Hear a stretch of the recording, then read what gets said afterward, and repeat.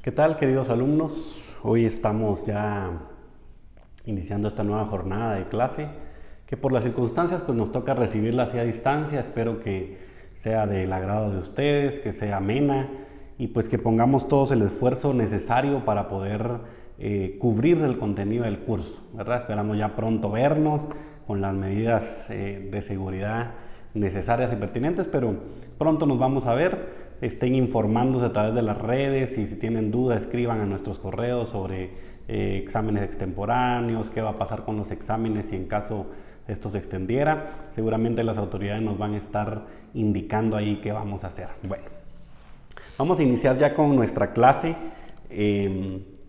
La semana pasada vieron ustedes un video acerca del Estado de Derecho y constitucionalismo.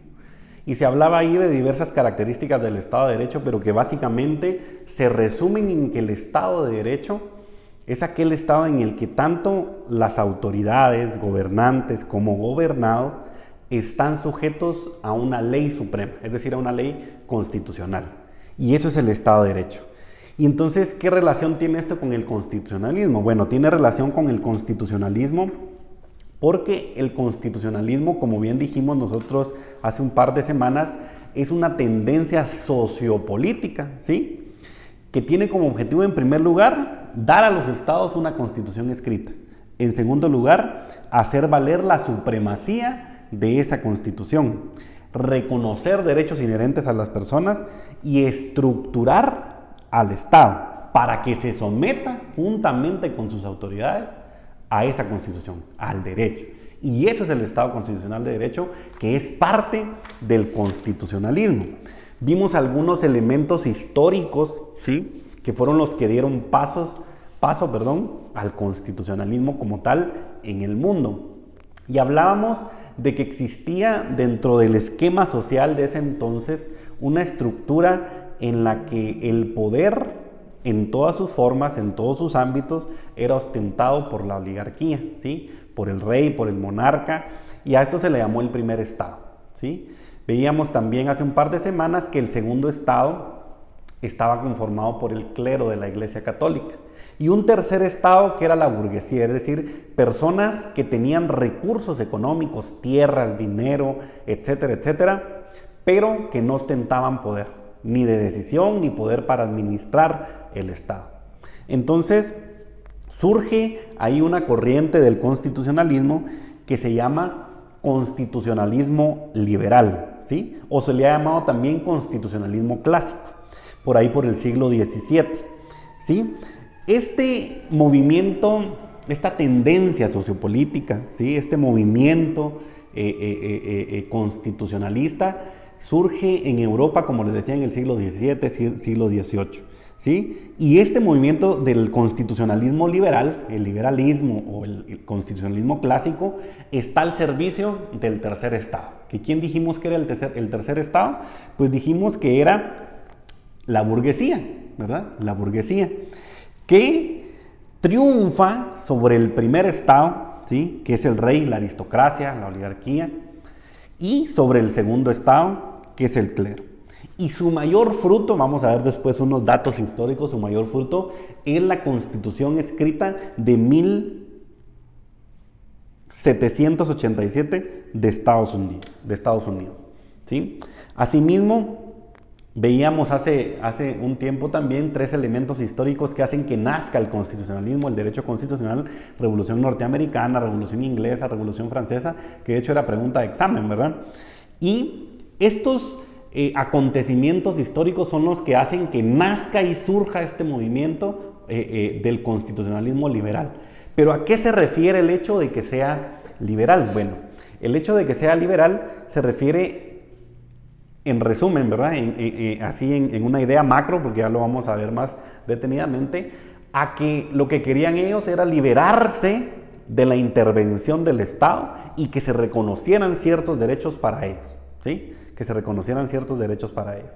Entonces, el constitucionalismo liberal tiene ciertas bases ideológicas, ¿sí? ¿Cuáles eran las bases ideológicas del constitucionalismo liberal? ¿Sí? Recordemos siempre que el constitucionalismo liberal fue la respuesta del tercer estado burguesía, para derrocar o contra sus enemigos o desplazar al primer estado, que era la aristocracia o el rey o monarca, y el segundo estado, que era la iglesia o el clero de la iglesia, ¿sí? Y además también tiene como elemento que empieza a surgir un cuarto estado y empieza a crecer ese grupo social denominado cuarto estado, que se refería al proletariado, la clase trabajadora, obreros, empleados, campesinos, clase media, ¿sí? Entonces, la burguesía empieza a manejar una teoría de autolegitimación, es decir, se querían legitimar para ostentar el poder, ¿sí? Y entonces fue creado a imagen y semejanza de los intereses de la burguesía. Es decir, este constitucionalismo estaba al servicio de la burguesía y se diseñó y se estructuró de tal manera que fuera la burguesía la que saliera mayormente beneficiada de este movimiento constitucional. Tenía sus cosas buenas y dio paso al constitucionalismo, pero hay algunas cuestiones que vamos a analizar también que no son del todo buenas. Entonces, ¿cuáles eran sus bases ideológicas? Uno, primer base ideológica, la sociedad posesiva del mercado. ¿A qué se refiere esto? Concebían ellos que el hombre, por naturaleza, es malo, ¿sí? Es malo. Que el hombre, por naturaleza, tiene un apetito primitivo de destrucción, de consumismo, pero sobre todo de destrucción y de venganza hacia su semejante, es decir, hacia el hombre. Entonces, este mal que aparece en el hombre, decían ellos, estaba movido por el deseo de acumular riquezas, el deseo de tener cosas materiales, ¿verdad? Y entonces ellos decían, todo tiene su precio y todo puede venderse. Entonces, justo es que los individuos pacten libremente. Entonces, la primera base ideológica de ellos es una sociedad posesiva del mercado. ¿Qué quiere decir? Que los seres humanos están siempre buscando acumular riquezas y que como todo se puede vender y todo se puede comprar, entonces era justo que los seres humanos, los ciudadanos entre sí, pudieran pactar libremente, sin intervención del Estado, la forma en que iban a realizar esas transacciones comerciales. Y la función del Estado iba a ser únicamente corroborar que se cumplieran esos contratos entre particulares. ¿De acuerdo? La segunda base ideológica se refiere a que existen derechos naturales preexistentes, ¿sí? Derechos naturales preexistentes. Esto se refiere a que, según este movimiento, existen derechos que existen, valga la redundancia, previo a la constitución del Estado. Es decir, son derechos previos al Estado, previos a que el Estado exista. Entonces, en primer lugar, el Estado, su única función debería ser asegurar a las personas, ¿sí?, su propiedad, su libertad y los bienes que posee esa persona. Como los hombres son libres, entonces pueden vender su trabajo. Es decir, a los campesinos, a los obreros, se establecía que como eran libres, ellos podían vender su trabajo, ¿sí? Y esa relación no era de tipo laboral entonces, sino se convertía en una relación de tipo comercial, en la que yo, burgués, le compro su trabajo a este campesino. Y entonces no existían derechos laborales, sino únicamente una relación transaccional. Había una transacción, yo te doy mi trabajo y tú me pagas por eso. Y entonces, esta condición en la que quedaban los campesinos, obreros, la clase trabajadora, hacía que ellos, dentro de este movimiento constitucional, no tuvieran derecho a involucrarse en la vida política del Estado. ¿Por qué? Porque como vendían su trabajo, no tenían el tiempo, decían ellos, no tenían el tiempo ni la cultura para poder actuar políticamente. En tercer lugar, tenemos como tercera base ideológica la existencia de un orden natural para la economía y la intervención mínima del Estado. Es decir, ellos en su ideal, ¿sí?, el constitucionalismo liberal, dicen que la economía tiene un orden natural, ¿sí?, un orden natural, ¿sí?, en el que se establecen ciertos principios, en el que los valores existentes en el mercado se balancean armoniosamente, ¿sí? Es decir, los valores, el precio, la demanda, la oferta, se balancean armoniosamente sin necesidad de que intervenga el Estado, ¿sí? Luego, los valores existentes en el mercado se balancean espontáneamente, sin intervención de nada, ¿sí? Esto se refiere a que a lo único que estaba sujeto el precio de un producto era a la demanda. Y lo vemos hoy en la crisis que estamos viviendo, ¿verdad? Cómo están vendiendo el gel, el alcohol en gel, los desinfectantes, las mascarillas, medicamentos, etcétera, etcétera, ¿sí? La ley de la oferta a la demanda. Y es acá donde nace esa ley de la oferta a la demanda. Pero, según el criterio de ellos, los valores en el mercado se balancean armoniosamente y los valores en el mercado se balancean espontáneamente. Quiere decir que el Estado no puede intervenir para balancear esa oferta y esa demanda. Eso hacía que, tal como sucede hoy, ¿sí?, los burgueses quisieran imponer precios a los productos de la manera como ellos quisieran. Casi y muy parecido a lo que estamos viviendo el día de hoy, ¿verdad?, con esta crisis. Sin intervención del Estado. La diferencia al día de hoy es que sí hay una intervención del Estado a través de la DIACO, a través del Ministerio de Economía, etcétera, etcétera. Pero esta era la tercera base ideológica, la existencia de un orden natural para la economía. La siguiente base ideológica se refiere a la idea de nación y poder constituyente. Idea de nación y poder constituyente. Ellos decían, todo país tiene que tener una constitución dictada por la nación, ¿sí? Y la nación se integra básicamente por el tercer estado o burguesía. Entonces su postulado era que todo estado debía tener una constitución política escrita y que esa constitución política escrita debía ser dictada por la nación. Pero a su criterio, la nación la integraban única y exclusivamente los burgueses. Entonces, el tercer postulado, la tercera base ideológica es la idea de nación y el poder constituyente, ¿sí? Entonces, el ejercicio del poder constituyente, es decir, el poder para elaborar una constitución, debía conferirse a un grupo de personas reducido, en este caso miembros de la burguesía, a quienes debía confiarse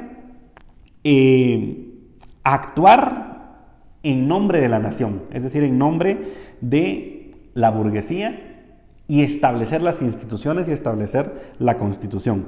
Y ellos dicen, la nación, ¿sí?, es el origen de toda la legalidad y ella no está sometida a nada ni a nadie. Y de ahí surge esa constitución como norma suprema, emitida por la nación a través de lo que sería muy parecido a la Asamblea Nacional Constituyente.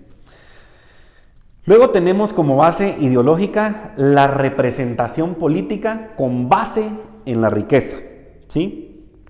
Decía Montesquieu, no es bueno que el pueblo se gobierne por sí mismo, sino que tiene que ser representado.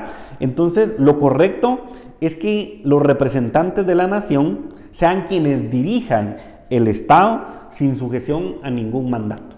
Es decir, aquí vemos una contraposición en el constitucionalismo, ya que si bien es cierto, lo que se pretende es establecer una constitución, pero los burgueses pretendían que se estableciera la constitución por medio de la nación, pero que fuera inherente o favorable a sus intereses. Muy bien. Entonces, la representación política con base en la riqueza establecía que para ser representante de la nación, ¿sí?, muy parecido a lo que hoy tenemos como los diputados, para ser representante de la nación, esto iba a estar determinado por la cantidad de riqueza que yo tuviera, o si tenía porciones de tierra o cuánta extensión de tierra tenía. Quiere decir que la clase trabajadora, la clase obrera o cualquier persona que no poseyera riqueza no podía ser representante de la nación, ¿sí? Entonces se establece la base ideológica de la representación política con base en la riqueza. Y como última base ideológica del constitucionalismo liberal, ¿sí?, se establece la división de los ciudadanos en categorías, ¿sí? En este caso, el constitucionalismo liberal lo que viene a hacer es a dividir a la población y a los ciudadanos en dos grandes categorías. Ciudadanos activos, ¿sí?, que son los que pueden votar, y ciudadanos pasivos, que son los que carecen de derechos electorales. Los activos son aquellos que reúnen ciertas características, ¿sí? Dinero, sexo, cultura, es decir, solo podían votar los hombres que tuvieran mucho dinero y que tuvieran ciertos estudios, ¿sí?, siempre dejando relegada a la clase trabajadora y por sobre todo a la mujer. Los pasivos generalmente eran pobres y empleados. Es decir, era lo que se le llamaba el cuarto estado. Entonces, estas son las bases ideológicas del constitucionalismo liberal. El constitucionalismo como movimiento político, social, tiene, además de bases ideológicas, tiene ciertos principios que observan, ¿sí? Tiene ciertos principios que observan. El constitucionalismo liberal como tal, ¿sí? Decimos entonces que es una tendencia sociopolítica que pretende dotar al Estado de una constitución, ¿sí? Que sea dictada por la nación, integrada esa nación por los burgueses, y que tenga como fin primordial o como objetivo primordial la libertad de las personas para pactar económicamente, la libertad de mercado, la libertad de la economía sin intervención del Estado, más que para observar que se cumplan esos contratos, ¿sí? ¿Qué principios tiene el constitucionalismo liberal? En primer lugar, dotar a los estados de una constitución, ¿sí? Se determinan los límites a los cuales debía someterse el ejercicio del poder público, con el establecimiento de una constitución. Segundo principio, división de poderes, ¿sí? Separar el ejercicio de poderes para evitar la concentración de estos poderes en una sola mano, es decir, en este caso, en poder del rey o monarca, en poder del ejecutivo. Tercer principio, consagrar y garantizar los derechos individuales y libertades públicas. ¿En dónde? En la Constitución. Siguiente principio, otorgar al pueblo la titularidad de la soberanía, ¿sí? Es un principio que todos conocemos, que la soberanía radica en el pueblo, evitando que siguiera siendo ostentada por una sola persona, el monarca. El problema acá fue que esa soberanía recayó no en el pueblo completo, sino en la burguesía, es decir, en el tercer estado. Siguiente principio, la representación política, basada en la doctrina del mandato libre, que indicaba que los representantes de la nación son los que deben dirigir al Estado, sin sujeción a mandato alguno. Y la representación era reservada para aquellas personas que tuvieran cierta riqueza. Siguiente principio, establecer limitaciones y controles precisos, ¿sí?, al poder y a los gobernantes. Esto quería decir que por medio de un sistema de pesos o contrapesos que ya hemos visto, es decir, que cierto poder del Estado inspecciona, ¿sí?, tiene ciertos controles sobre el actuar de otro poder del Estado. A eso se le llamó el sistema de pesos y contrapesos, partiendo del enunciado que el poder limita al poder, ¿sí? Entonces, se limita el poder de los organismos del Estado, ¿sí? Se establecen controles y limitaciones al ejercicio del poder. Y como último principio del constitucionalismo liberal, se establece el consagrar en la Constitución, ¿sí?, el derecho a la propiedad como un derecho natural de la persona. ¿Qué quiere decir natural? Que lo tenía desde su nacimiento, ¿sí?, por el simple hecho de ser persona, el derecho a la propiedad privada, ¿sí?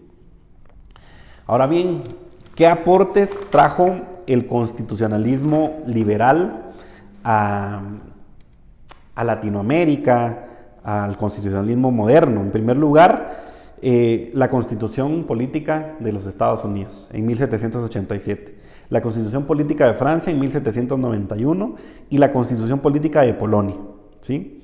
Estos países con sus constituciones configuraron instituciones políticas que iban a ser tomadas para el mundo moderno. Por ejemplo, Inglaterra, ¿sí? Inglaterra toma la teoría de la representación, es decir, que vamos a estar representados unos por otros, pero en este caso por los miembros de la nación, es decir, por la nación y por la burguesía. Establece el parlamento, quiere decir que van a haber personas específicamente para dictar leyes, ¿sí? Se establecen también garantías a la seguridad de los individuos. Aquí se establece el habeas corpus, la exhibición personal, que ya hemos hablado un poco de eso. Y se establece también el sistema de gobierno parlamentario, ¿sí? Es decir, existe un equilibrio entre los poderes, es decir, entre la corona y el legislativo, mediante mecanismos como el de la responsabilidad política, en el que el rey no puede emitir una disposición sin la venia del parlamento. Y comparten en ese sentido una responsabilidad. Luego tenemos la Constitución de Estados Unidos. ¿Qué trajo la Constitución de Estados Unidos? En primer lugar, que es la primera constitución escrita de carácter nacional en el mundo. Es la primera constitución escrita. En segundo lugar, la adopción de la forma federal de Estado, el Estado federal, el régimen de división de poderes, la enunciación en la Ley Fundamental de Derechos Individuales Esenciales, es decir, en esta Constitución ya están escritos derechos individuales esenciales. En tercer lugar, la creación de un poder judicial independiente, y de ahí nace el principio de independencia judicial que está consagrado en nuestra Constitución en el artículo 203. Ahí lo leen, por favor. La dualidad de cámaras legislativas. Recuerden que la Cámara Legislativa de Estados Unidos tiene una Cámara de Representantes y una Cámara de Congresistas. Es un sistema bicameral, ¿verdad? En Guatemala es un sistema unicameral. Luego tenemos la unidad del Ejecutivo. El Ejecutivo es uno solo, ¿sí? Un poder solo, a través de sus órganos. El ejercicio del gobierno limitado y la adopción de un sistema representativo. Quiere decir que las distintas áreas del Estado federal, los distintos estados de la federación están representados en un parlamento, en una legislatura, ¿sí? Luego Francia, también con su constitución, aporta ciertas cuestiones al derecho constitucional. En primer lugar, la teoría de la tridivisión de los poderes públicos, ejecutivo, judicial y legislativo, ¿sí? Esto lo podemos encontrar en la obra El espíritu de las leyes, les recomiendo que la lean también. En esta obra se establece claramente la división del poder ejecutivo, encargado de toda la parte administrativa del Estado y de gobernar, un poder legislativo encargado exclusivamente de emitir leyes y un poder judicial independiente encargado de aplicar la ley y de administrar justicia. En segundo lugar, la revaluación y formulación de la teoría de la soberanía popular. Quiere decir que ellos introdujeron el término de la soberanía, pero que radica en el pueblo. También se dio la Declaración de los Derechos del Hombre y del Ciudadano, como producto de la Revolución Francesa. También el sistema de gobierno convencional, ¿sí? Instaurado por primera vez en el mundo en la Constitución revolucionaria. Quiere decir que Francia fue pionero en cuanto al gobierno de asamblea o gobierno como lo tenemos hoy, que un presidente junto con el Consejo de Ministros toma ciertas decisiones, como el estado de calamidad que estamos viviendo actualmente. Muy bien, en América Latina el constitucionalismo liberal tuvo cierta influencia y se conoció a través de ciertos instrumentos o constituciones que en su momento vamos a estudiar una de ellas, que es la Constitución de Cádiz, ¿sí? Que fue el primer texto constitucional que tuvo vigencia en Hispanoamérica, ¿sí? Estableció en esta Constitución de Cádiz el principio de legalidad, no existe delito ni sanción sin ley anterior, estableció la división de poderes y estableció la soberanía nacional, la democracia representativa y los derechos y libertades individuales. Esta Constitución de Cádiz tuvo vigencia acá en América, ¿sí? Acá en América. Luego también tenemos la Constitución Jaditana, que fue una constitución que rigió en España, ¿verdad? En este caso, esta constitución configura una monarquía constitucional, es decir, sí sigue existiendo un rey, sigue existiendo un poder que radica en una sola persona, pero es de forma moderada y hereditaria, ¿sí? Su idea central es la soberanía de esta Constitución española, la no intervención del Estado en asuntos económicos, porque estamos hablando de constitucionalismo liberal. También tenemos que limita y distribuye el ejercicio del poder y pretendía dar fin al ancien régimen, ¿sí? O al régimen antiguo, ¿sí? Del monarca y el rey, que ostentaba en sí mismo los tres poderes. Además de eso, son las mismas cortes quienes sancionan y decretan leyes. Todo esto fue el aporte del constitucionalismo liberal a la época moderna y muchas instituciones que conocemos acerca del constitucionalismo liberal. Si tienen preguntas, recuerden que ahorita en la hora de clase yo estoy conectado a través de Colaborate Ultra, entonces ahí me pueden hacer ustedes preguntas, si no les quedó claro alguna definición, si no les quedó claro algún concepto, ustedes me preguntan ahí, con mucho gusto yo les respondo, así como lo hicimos la semana pasada con el video que vimos de derecho, de Estado Constitucional de Derecho. Al igual yo voy a estar conectado ahí ustedes me lanzan ahí sus consultas. Al final de la clase les voy a dejar una tarea, ¿sí? Les voy a dejar una tarea y ustedes van a poder ver ahí las instrucciones. También lo voy a poner en los anuncios. Les voy a dejar una tarea que no es para hoy mismo como la semana pasada, sino es para dentro de un par de semanas relacionado con esto. Lo que quiero que ustedes empiecen ya a notar y a poder identificar son esos aspectos del constitucionalismo liberal, que lo que pretende es liberarse del Estado en cuanto a que éste no intervenga en las relaciones económicas y mercantiles. Y esos rasgos que tiene el constitucionalismo liberal, ¿sí? Además de terminar con la monarquía, el imperio de un rey o de la oligarquía, aristocracia y el poder de la iglesia, esos son rasgos del constitucionalismo liberal que ustedes tienen que ir identificando en las distintas constituciones que vamos a analizar después. Porque las constituciones que han regido en Guatemala tienen ciertos aspectos del constitucionalismo liberal, ¿sí? Por otro lado, tenemos el constitucionalismo social. Como les digo, si tienen dudas, me escriben ahí en la plataforma. Vamos ahora con el constitucionalismo social y con este tema vamos a finalizar la clase de hoy, que va a ser corta, pero que espero que sea de bien para todos nosotros y que si tienen dudas, como les digo, podamos hacerlas ahí en la plataforma. Entonces, tenemos por un lado el constitucionalismo como tal, ¿sí? Que dijimos que es una tendencia sociopolítica que tiene por objeto dotar al Estado de una constitución escrita, hacer valer la supremacía de dicha constitución, reconocer los derechos inherentes a la persona y estructurar el Estado y someterlo junto con sus autoridades a la constitución o al derecho.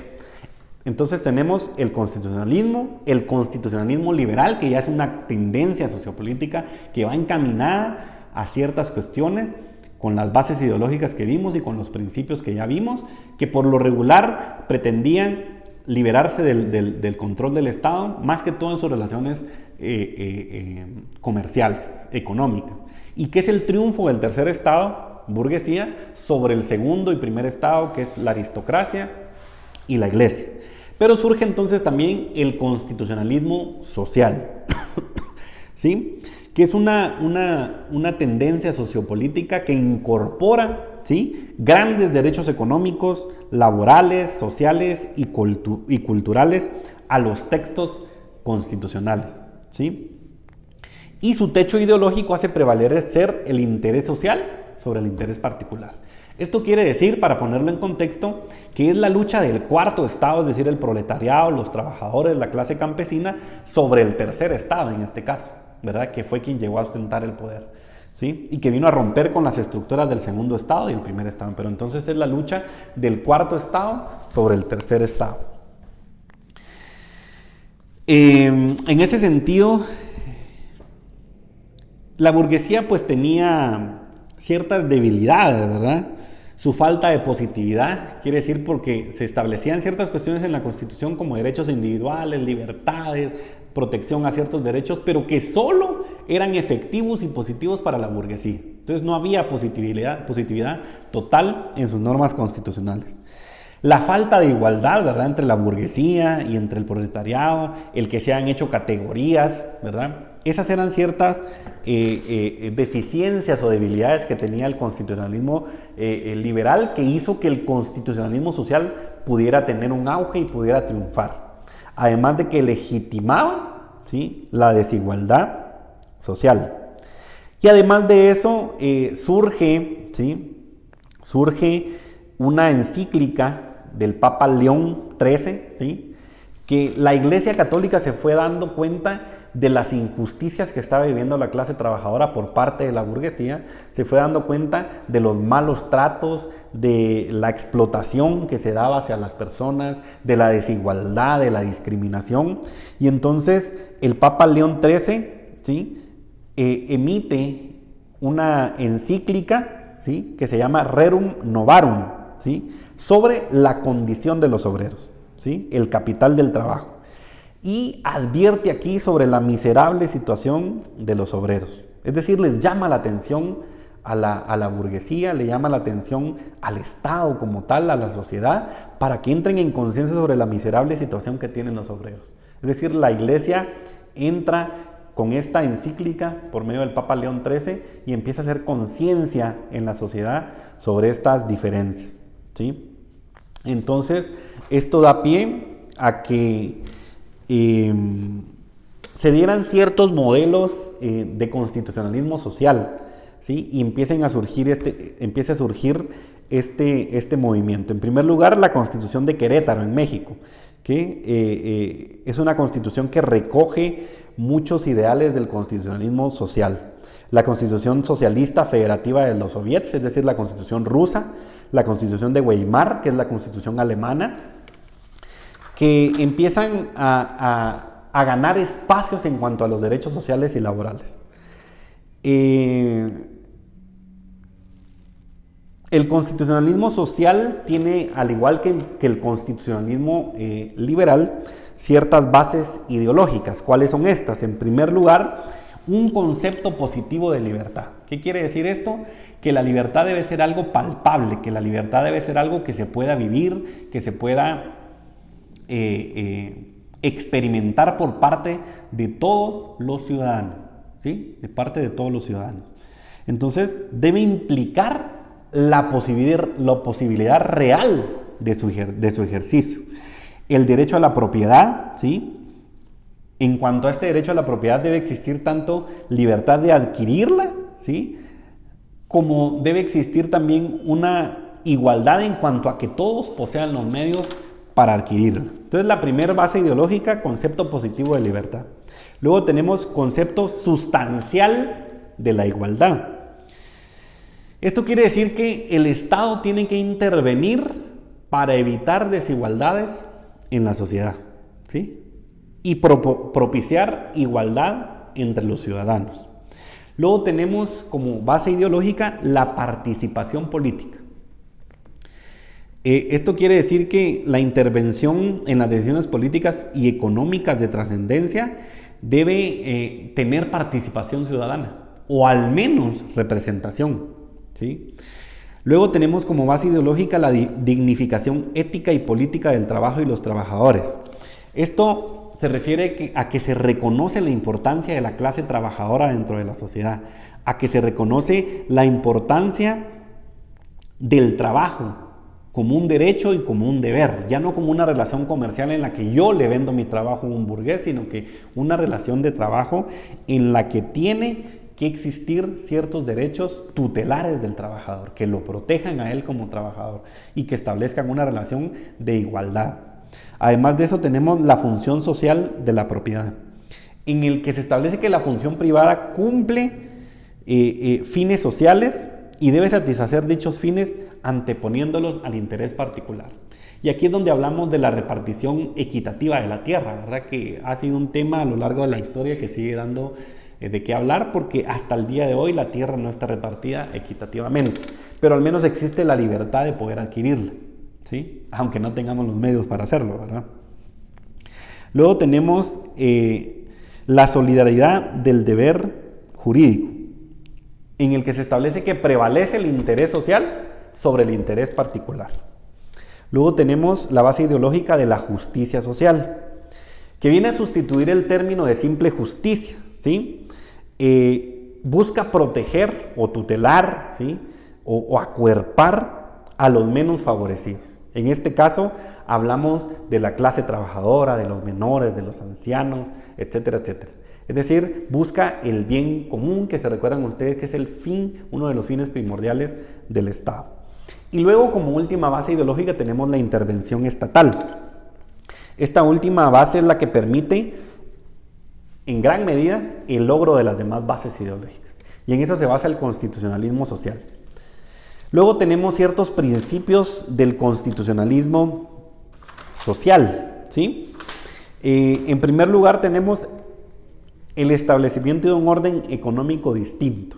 Esto quiere decir que Deben existir normativas que protejan a los trabajadores y deben establecer principios y derechos indispensables para los trabajadores, como lo son las vacaciones, el salario, seguridad social, la limitación de las jornadas. Todos esos derechos que ustedes pueden encontrar a partir del artículo 101 de nuestra Constitución. Ese es un artículo que conlleva estos principios de constitucionalismo social. Porque antes no los tenía, ¿verdad? El constitucionalismo liberal. Entonces se establecen estos principios como indispensables dentro de una constitución con corte social. Luego tenemos la función social de la propiedad, ¿sí? En el que se establece que a pesar de que existe la propiedad privada, este derecho de propiedad privada puede ser limitado por el Estado si es para beneficio social. ¿De acuerdo? Luego se tiene como principio el intervencionismo del Estado en la economía, en el que se establece que el Estado debe intervenir en la economía para regular la actividad empresarial y económica, para que dentro de estas normas de la economía se proteja al consumidor, se proteja al trabajador. Luego tenemos la prevalencia del interés general sobre el particular, ¿sí? Que intenta poner a la persona humana como centro, ¿sí? Como centro de la sociedad. Y lo vemos en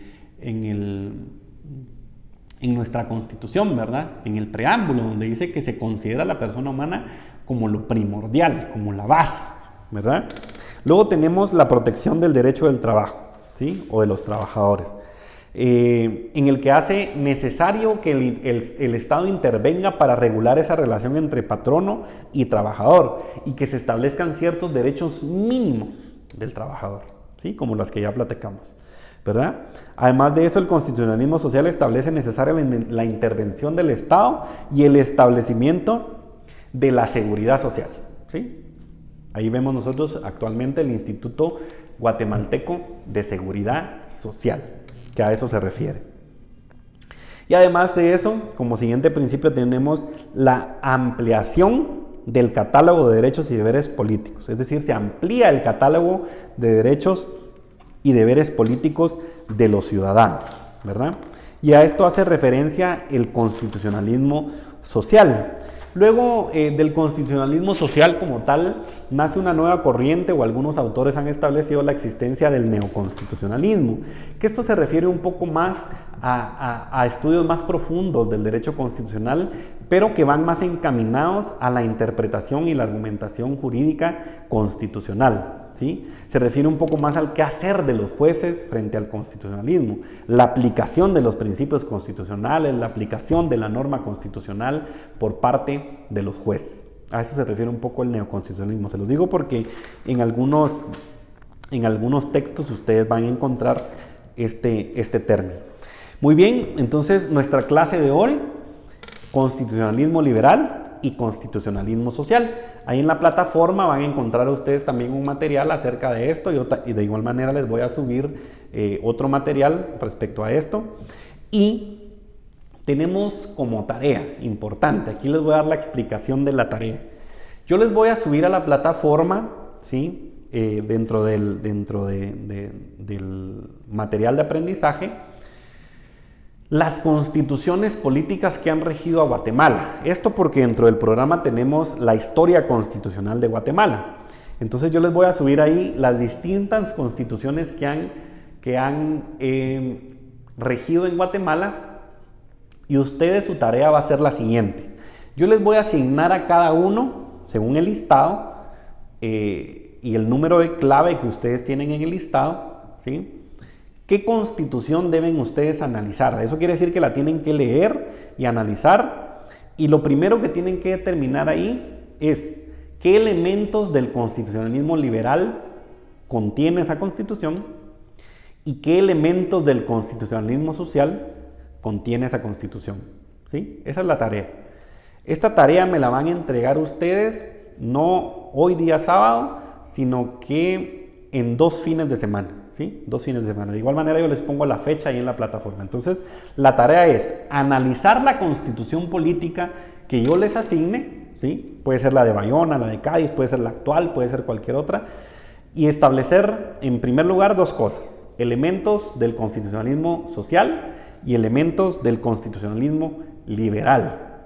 ¿Sí? Liberal. Y la tercera cosa que ustedes van a analizar es qué novedades tiene respecto a la constitución anterior que estuvo rigiendo. Es decir, si a mí me tocó la de Cádiz, yo tengo que leer la de Cádiz y determinar qué elementos del constitucionalismo social y liberal. Pero además tengo que establecer qué elementos respecto a la de Bayona, que fue la anterior, qué elementos se introdujeron en esta nueva constitución. Este es un ejemplo. De igual manera, ahí en la parte de tareas yo le voy a explicar bien en qué consiste la tarea. Como les digo, me la entregan en 2 semanas por escrito en Word, ¿sí? En un documento de Word o PDF, como ustedes prefieran, y la tienen que subir a la plataforma. Les pido por favor que no manden 2 veces la tarea, que no me manden 2, 3, 4, 5 veces la tarea al correo, porque se satura el correo, ya no puedo yo determinar si va bien, ¿sí? Solo la semana pasada de una sección recibí 60 y pico de correos y únicamente son 30 en la sección, porque hubieron personas que me la mandaron 5, 6 veces, 3 veces la misma tarea, ¿sí? Entonces, en la plataforma, cuando ustedes suben la tarea, ahí les sale una notificación de que fue enviada correctamente y que fue recibida. Eso es más que suficiente, ¿sí? De igual manera, en estos sábados, bueno, si ya regresamos a clases en 2 semanas, pues me la entregan físicamente. Y si no, pues de igual manera en la plataforma. Entonces recuerden, yo voy a estar conectado por acá en la plataforma. Todavía nos queda aproximadamente una hora para recibir clase. Entonces, en esta hora, pues ustedes si tienen dudas o algo, yo voy a estar ahí conectado en la plataforma. Y con mucho gusto resolvemos las dudas. Entonces, que Dios los bendiga, jóvenes, a cuidarse, a no salir de casa, a acatar las órdenes del gobierno y a pasar esta crisis de la mejor manera. Nos vemos en nuestra próxima clase.